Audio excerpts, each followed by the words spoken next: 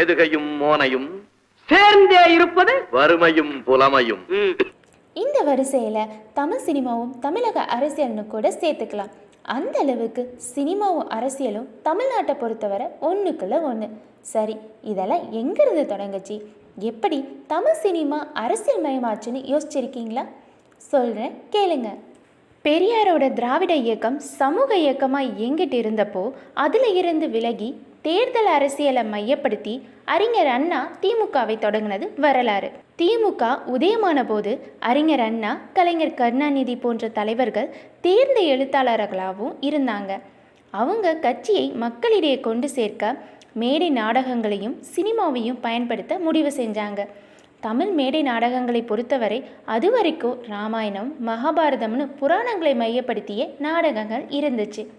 திமுகவின் வருகைக்கு பிறகுதான் திராவிட சித்தாந்தங்களை மையப்படுத்தின சமூக நாடகங்கள் வரத் தொடங்கின. தமிழ் திரையுலகிலும் மாற்றங்கள் வரத் தொடங்கின. சமூக அவலங்களை சாடும் கதையம்சம் கொண்ட படங்கள் வரத் தொடங்கின.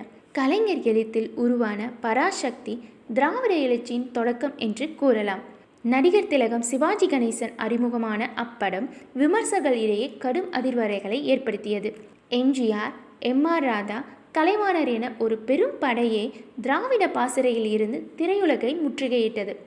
சினிமா என்ற கலை வடிவம் மூலமாக திமுக மக்களை அரசியல் மயப்படுத்தியது. அநேகமாக உலகில் சினிமாவை தனது பிரச்சார யுத்தியாக பயன்படுத்தி வெற்றிகரமாக ஆட்சியை பிடித்த முதல் அரசியல் கட்சி திமுகவாக தான் இருக்கும்.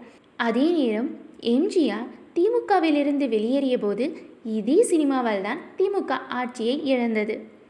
இதை மணிரத்னம் இயக்கிய இருவர் படம் மிக அழகாக விளக்கியிருக்கும்.